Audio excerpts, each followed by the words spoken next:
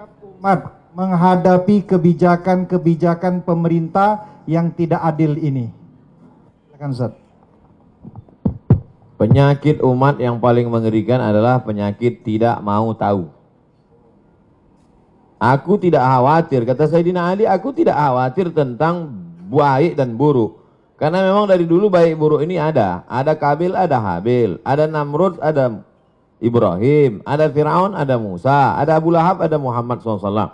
Aku tidak pernah khawatir tentang baik dan buruk. Itu memang terus ada. Yang ku khawatirkan adalah orang baik diam, sehingga orang jahat merasa dirinya benar.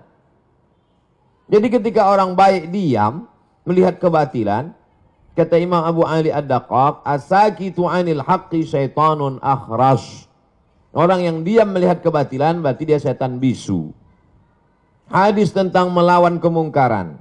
Man ra'a minkum mungkaran, siapa di antara kamu yang melihat kemungkaran, falyughayyirhu biyadihi, rubah dengan tangan, dengan kekuasaan, dengan tanda tangan.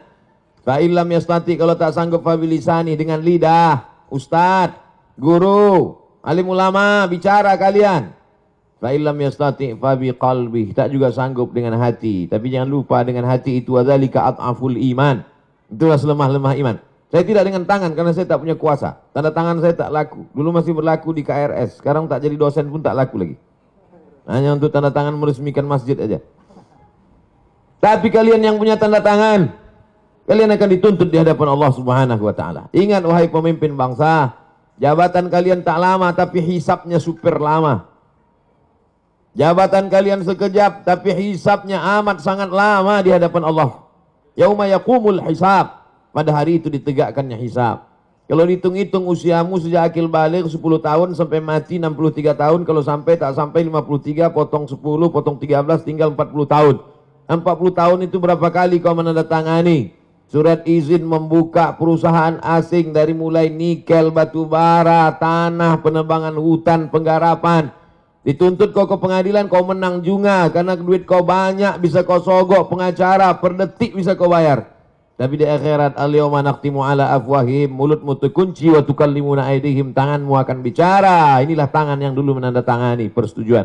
Wa tashhadu arjuluhum, kakimu akan bersaksi. Sekarang orang bicara tentang integritas, integritas, berkarakter. Inilah integritas. Oleh sebab itu tanggung jawab kita adalah jangan diam melihat kebatilan. Kita negara konstitusional. Undang-Undang Dasar 1945, Pancasila, Negara Kesatuan Republik Indonesia. Maka dalam koridor demokrasi bicara. Kalau tersendat di parlemen, turun ke jalan. Turun ke jalan itu adalah bagian dari demokrasi. Kita bukan negara monarki, tidak lagi di kerajaan Sriwijaya. Kita bukan kerajaan Siak Sri Indrapura. Kita adalah negara kesatuan Republik Indonesia. Apa pesan Bung Karno? Bagi yang tidak setuju, bicara di parlemen. Orang yang duduk di parlemen itu siapa milihnya? Kita yang memilih mereka. Maka orang yang kita pilih itu kalau dia salah, kita yang meluruskan mereka. Saya luruskan dengan khutbah Jumat, mereka tuh tidur waktu saya khutbah. Saya luruskan dengan ceramah, mereka tak punya waktu untuk mendengar ceramah saya. Saya doakan mereka di tengah malam supaya dapat hidayah. Berikan mereka hidayah ya Allah. Maka kita semua jangan diam, karena diam itu adalah puncak daripada kezaliman. Fir'aun itu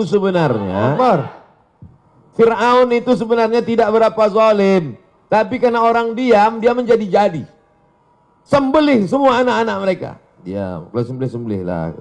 Itu menjadi jadi dia. Inna Fir'auna wa Hamana. 6 kali disebut nama Haman. Haman itu bukan orang bodoh. Haman itu kalau hidup sekarang Profesor Dr. Haman. Cerdas dia, tapi kecerdasannya dipakai untuk menjunjung kekuasaan yang zalim. Umat ini dipuji Allah karena amar ma'ruf nahi mungkar. Kuntum khaira ummah. Kalian umat yang terbaik. Syaratnya apa? Ta'muruna bil ma'ruf wa tanhauna 'anil munkar. Oleh sebab itu dalam bahasa Islam, agama Islamnya amar ma'ruf nahi mungkar.